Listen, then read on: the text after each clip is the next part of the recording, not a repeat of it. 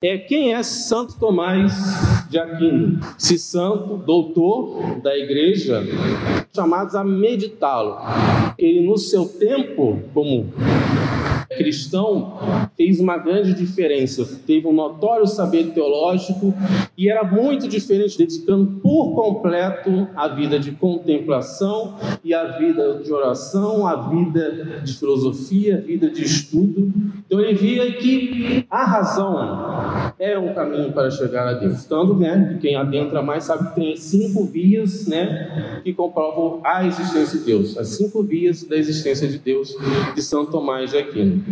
Tanto que ele é conhecido como doutor angélico. Por que doutor angélico? Porque ele atingiu um nível de conhecimento filosófico e teológico que é comparado ao dos anjos.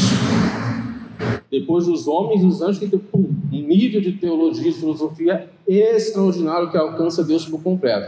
Então, que o próprio Cristo apareceu para ele e diz: o que tu mais queres, Santo Tomás? E Santo Tomás diz a Jesus: estar contigo. Eu quero tu, Senhor. Tudo que eu escrevi é palha. Tudo que eu escrevi posso queimar. Eu quero só estar contigo, Jesus. Eu quero a ti. Então, isso mostra a profundidade desse grande homem, grande cristão, que é um exemplo da igreja. Aqui tem um documento, do Concílio Vaticano II sobre a formação sacerdotal que ele diz.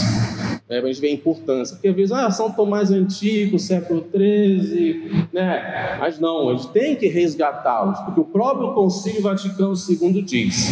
Depois, que ele inicia assim: todo o ensino religioso, teológico, filosófico tem que ser clareado. Depois, para aclarar, quando for possível, os mistérios da salvação de forma perfeita.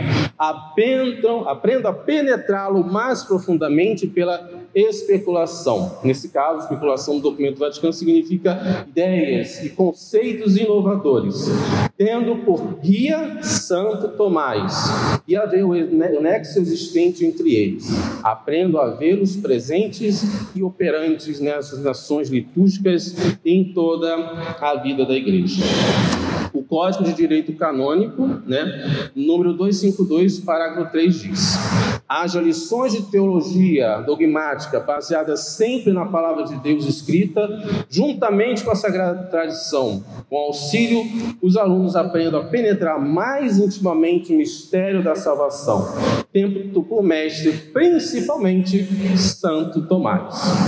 E o Papa Emérito Bento XVI: a profundidade do pensamento de São Tomás brota, nunca esqueçamos, da sua fé e da sua piedade fervorosa. E São Tomás, ele é muito eucarístico, Tanto que tem uma oração que é o Devoto, que contempla, que ele entrega, uma oração perfeita para a adoração ao Santíssimo.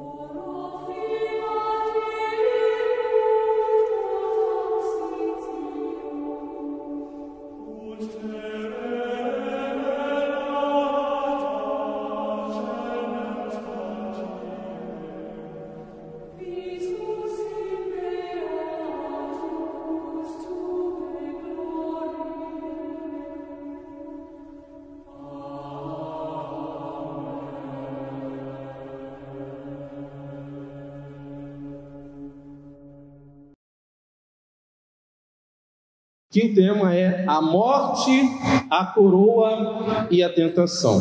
Então, por um homem só entrou o pecado no mundo, e pelo pecado a morte. Se por alguma transgressão o homem é privado de algum benefício que lhe havia sido concedido, o fato dele perder tal benefício é a punição por seu pecado. Então, nós, no princípio, vamos pegar Adão e Eva, nossos primeiros pais, aquela pergunta: tem razão andam juntas? Para Adão e Eva, era inconcebível essa pergunta, porque Adão e Eva, que prefigura os nossos primeiros pais, para eles não. Fé e razão andam juntas. Em outras palavras, corpo e alma são uma coisa só.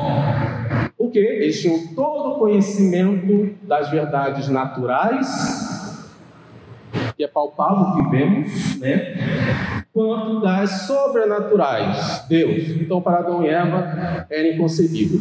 Então, havia uma abjeção, uma subjugação total, como diz aqui. Tinha alma e corpo alinhados com o Altíssimo, e não conheciam a corrupção e a morte, que eram os benefícios. Por isso que o texto começa. Qual foi a nossa punição? O pecado. Quebrou-se esse alinhamento.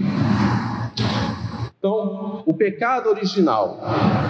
Então, o homem, Adão e Eva, os primeiros pais, eram alinhados com Deus. Não conheciam as doenças, não conheciam a morte, a corrupção.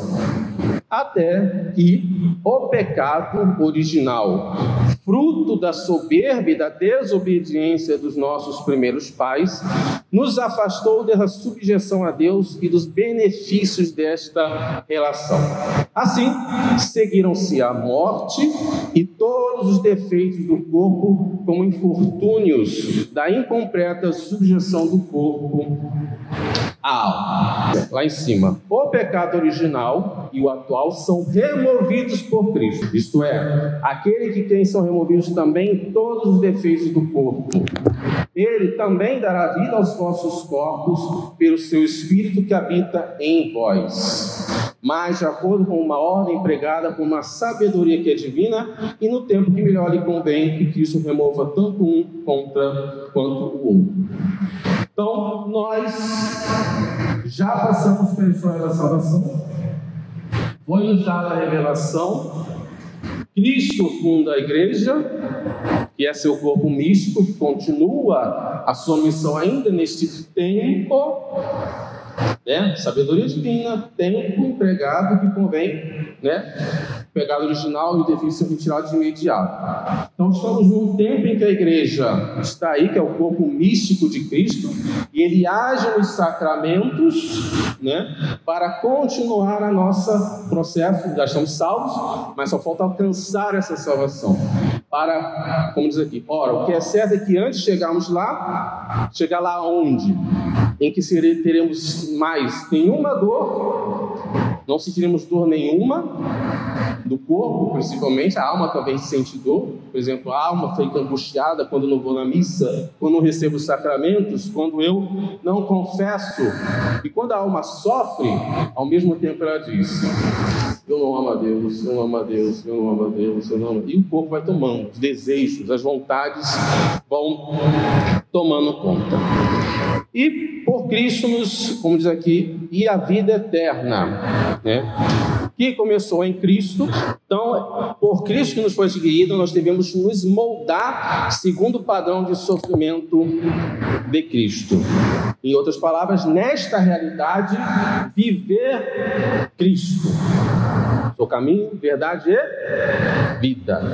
Então, o Cristo é, portanto, certo que a disposição de Cristo ao sofrimento deve permanecer conosco também por um tempo, como meio de chegarmos a essa imparcialidade, que é o fim de todo sofrimento e a vida eterna. Saí, ó filhos de Sião, contemprai o rei Salomão ostentando o diadema recebido de sua mãe. Aqui diz: Esta é a voz da igreja, convidando as almas dos fiéis a contemplarem a beleza maravilhosa de seu esposo. Pois Salomão, ao dizer isso, saí, ó filhas de Sião, contemplai o rei Salomão, ostentando o diadema recebido de sua mãe no dia de suas núpcias, no dia da alegria de seu coração. Então, pois, quem são as filhas de Sião? São as filhas de Jerusalém, e como também a igreja.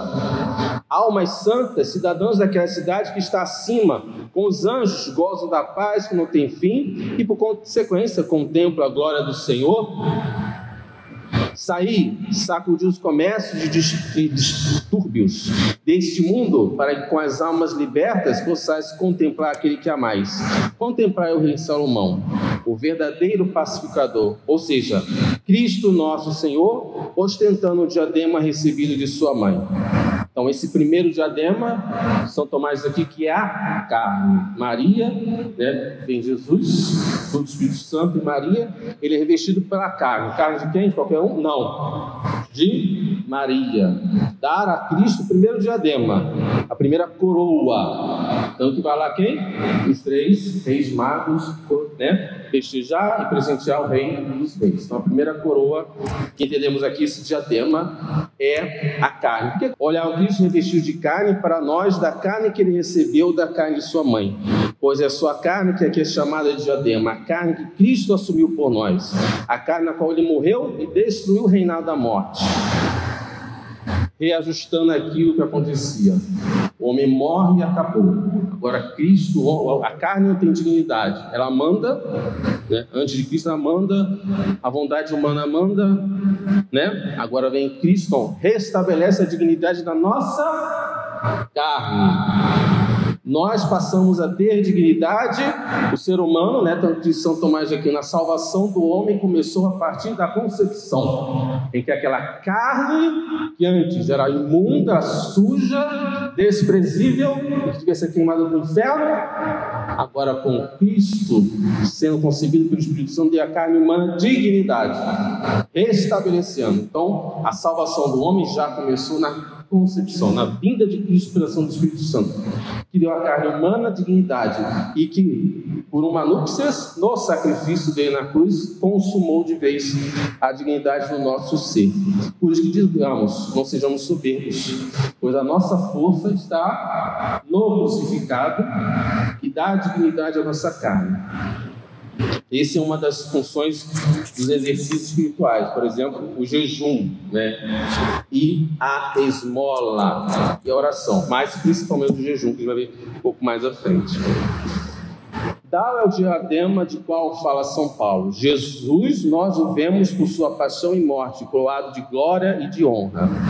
Disse que sua mãe o coroa porque foi virgem e de sua própria carne deu-lhe carne. E por fim, né, no dia de suas núpcias, isto é, na hora de sua encarnação, quando ele tomou para si a igreja sem mágoa, sem ruga, o momento em que Deus novamente se uniu ao homem, porque a alegria e o contentamento de Cristo é para a raça humana a salvação e a redenção.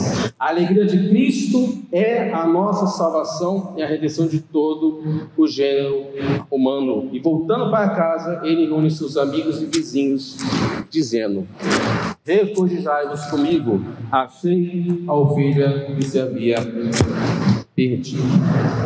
Então, nós podemos, no entanto, remeter todo esse texto à paixão de Cristo. E esse alarme, né, proferido àquelas jovens, né, vamos sacudir as poeiras, as cidades, ó filhas de Sião, né, estava proferindo um alarme para as filhas de Sião, ou seja, para o povo judeu, e também para nós.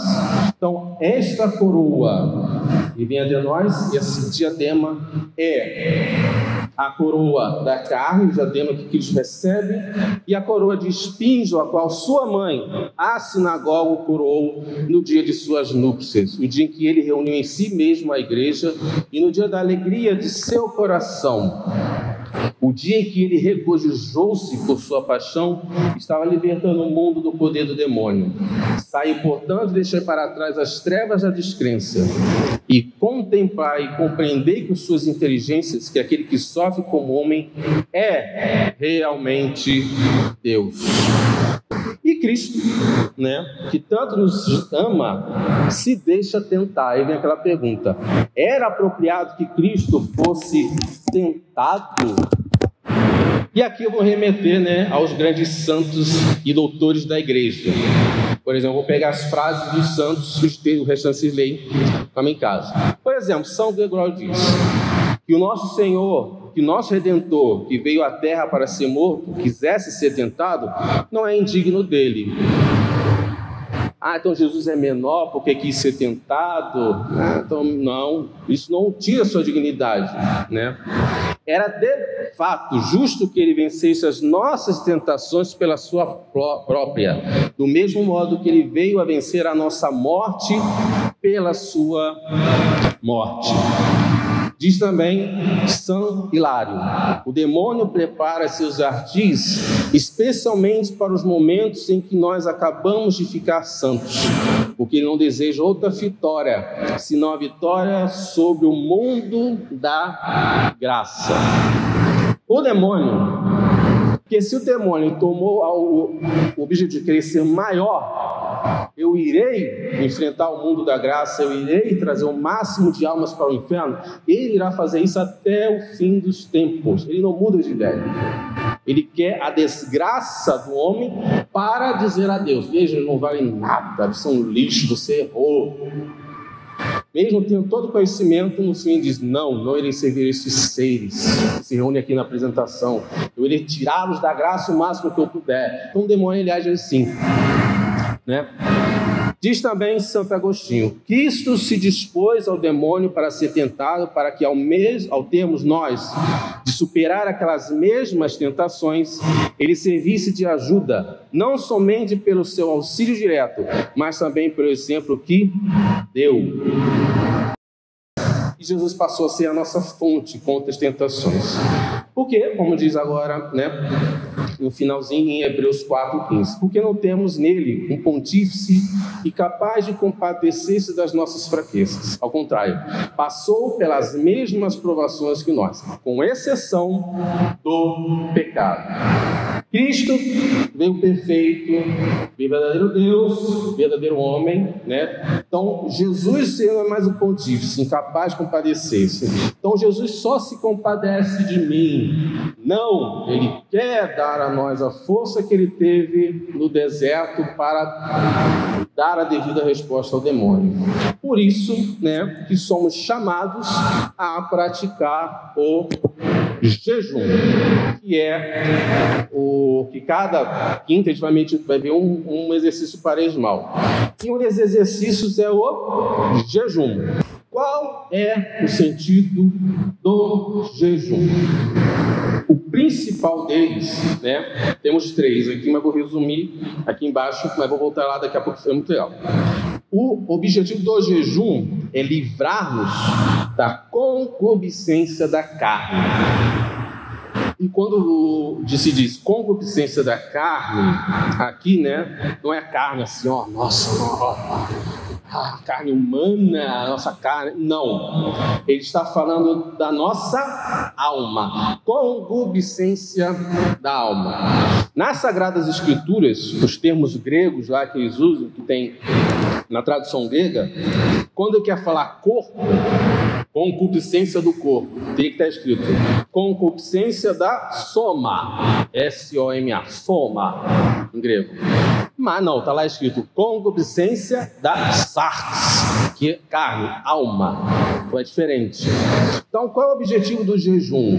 Fazer com que esta alma, que com o pecado original e os atuais, que cometemos, nossos pecados de estimação que não deveriam existir, ele passa a ficar em primeiro plano. Que o objetivo é esse: fazer com que o corpo, sofra um pouco, perca seu conforto e deixe com que os anseios da alma sobrevenham.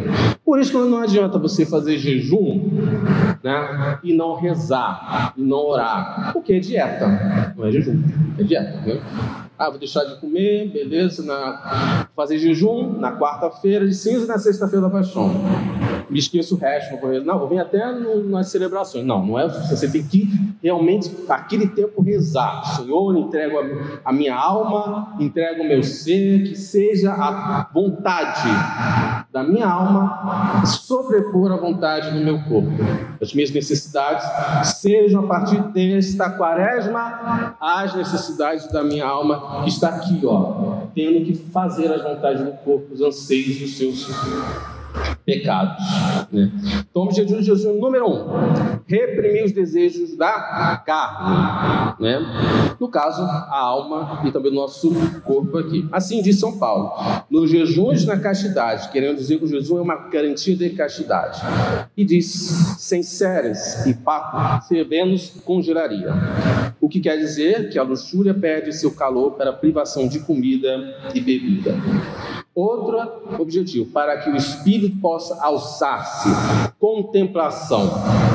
Hoje a gente ouve falar muito de contemplação e muitos, não, contemplação é algo para os santos, para aqueles que são iluminados diretamente por Deus e tem, né? Nossa, tem uma revelação. Por exemplo, São Tomás, né, estava no mosteiro e os abades, né, viram que toda noite São Tomás ia, né, por exemplo aqui, a igreja padrão ia, aí um abade ficava lá no cantinho da porta olhando.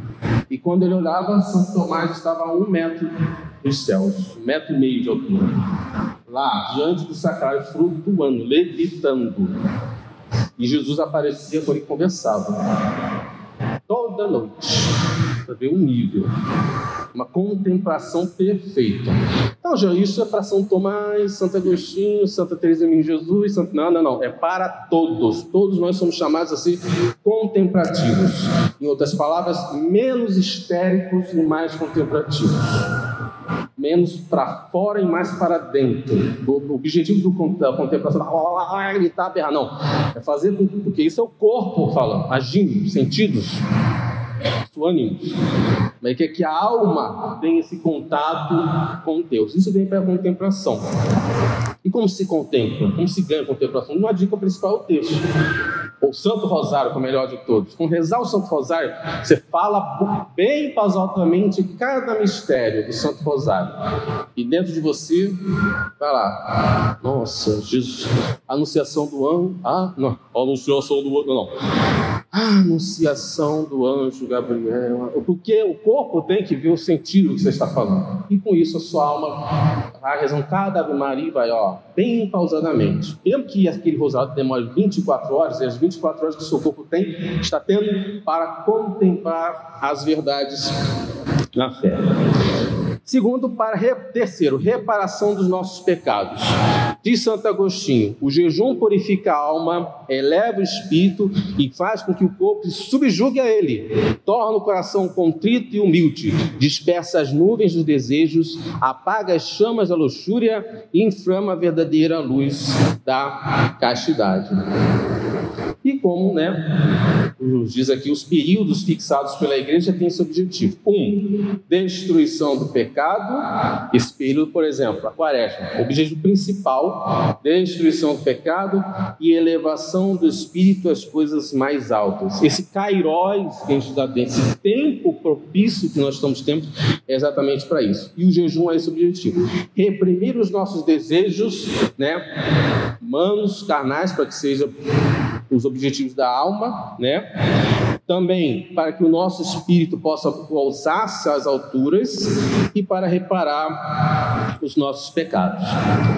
E parte desses exercícios fixos, por exemplo, toda sexta-feira somos chamados, todo ano, somos chamados à prática da abstinência de carne ou de outro alimento.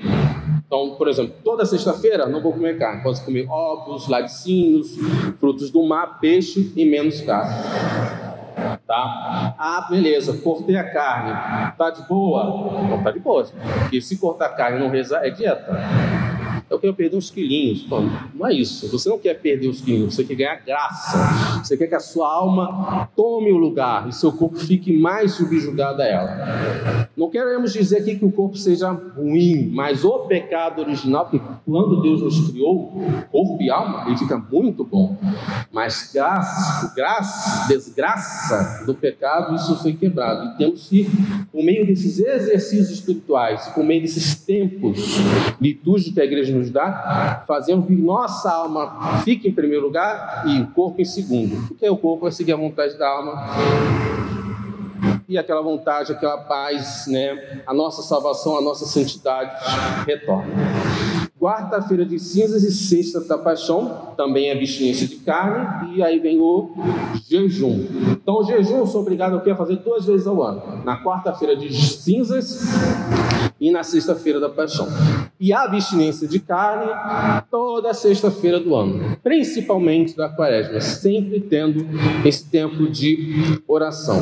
A CNBB, ela dá outras opções sobre a questão da abstinência, exercícios piedosos, de caridade, ou trocar por outro alimento, né? Tem a questão das idades. Quem pode fazer jejum? Quem tem 18 anos completos e 50 anos. Eu botei 60, mas é 59. Já fez 59, já não é mais obrigado a jejuar. 18 a 59 não é obrigado a jejuar. Mas se quiser, fica aí como exercício, né? Agora, quem tem problemas de saúde, grávidos, também tem essa observação. E a abstinência de carne a partir dos 14 anos. 14 anos a 59, tá? Não é, mas a igreja recomenda que as crianças sejam orientadas para que já pequenininhas, né, vejam a importância desse exercício espiritual, abstinência de carne durante todo o ano, e exercício quaresmal durante a quaresma, nas sextas da quaresma, e durante a quarta-feira de cinzas e as sextas-feiras.